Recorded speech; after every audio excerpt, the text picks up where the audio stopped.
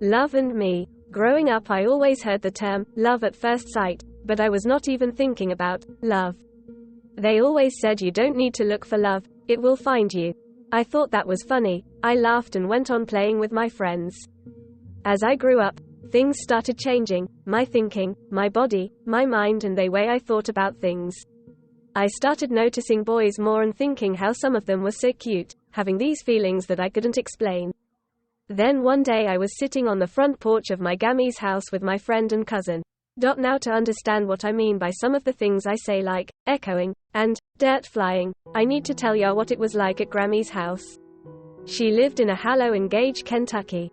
Dirt road, creek, surrounded by mountains, and no neighbors for a couple of miles in either direction. It was pure heaven.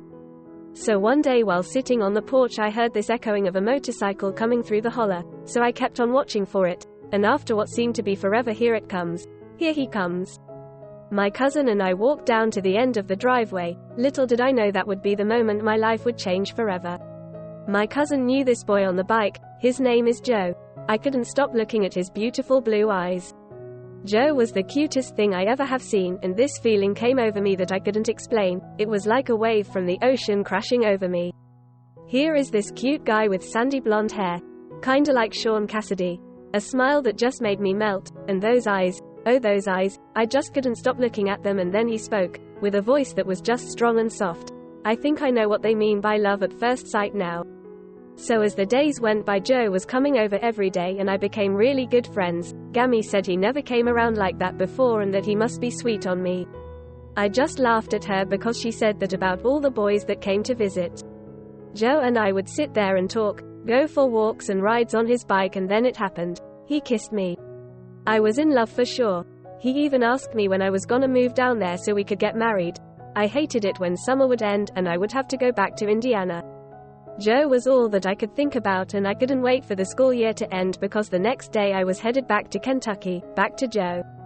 I would just sit and wait for the sound of that motorcycle to echo in that holler. I would start walking up the road when I heard it to meet him because I couldn't wait to see him, to be in his arms again. When I was with him, nothing else mattered. He was all I saw. My first love, my first everything. He is my heart. Grammy passed away when I was young, and I never went back after the funeral. I stayed in contact with Joe for a while and the phone calls stopped coming along with the letters. I was so sad, but I had to face reality that he had moved on with someone there, and I should move on too, but I was looking for something I would never find here. I was looking for a Joe, when there was never gonna be another one of him. After all these years, I still think about him, wonder how he is doing. If he is happy, does he ever think about me? Joe has a special place in my heart, and I hope one day our paths will cross again. If someone were to ask me if I believed in love at first sight, I will tell them yes. It's a love you never really get over.